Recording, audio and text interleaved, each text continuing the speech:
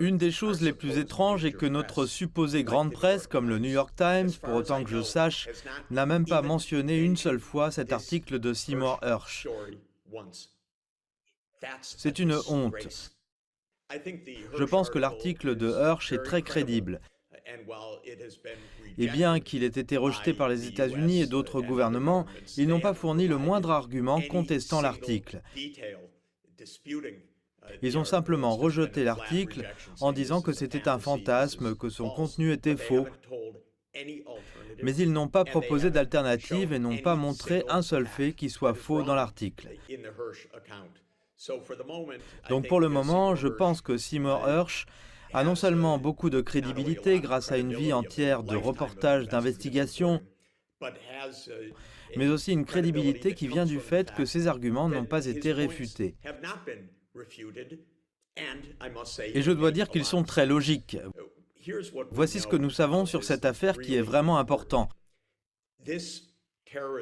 Cette attaque terroriste a dû être menée au niveau de l'État. C'est une attaque très difficile à réaliser.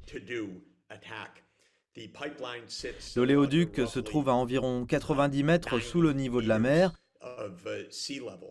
Les pipelines sont en acier, gros, épais et lourd, enveloppés dans un béton encore plus lourd et plus épais. Il a fallu beaucoup d'explosifs pour faire sauter 3 des 4 pipelines. Apparemment, une partie de l'opération n'a pas réussi. Il est clair que l'intention était de faire sauter les 4 pipelines, et cela montre à quel point c'était difficile techniquement. Donc, il n'y a que très peu de gouvernements capables de faire ça.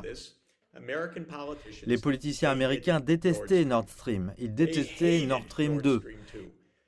Il n'y avait pas un jour qui passait sans qu'ils disent à quel point le projet Nord Stream était honteux.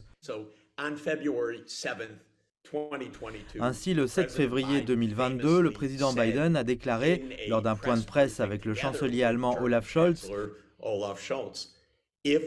que si la Russie envahissait le pays, Nord Stream 2 serait terminé. Après l'événement, le secrétaire d'État américain a déclaré qu'il s'agissait d'une formidable occasion de sevrer l'Europe de l'énergie russe. Plus récemment, la sous-secrétaire d'État Victoria Nuland a dit combien elle et l'administration étaient ravis que Nord Stream 2 ne soit plus qu'un morceau de métal au fond de la mer.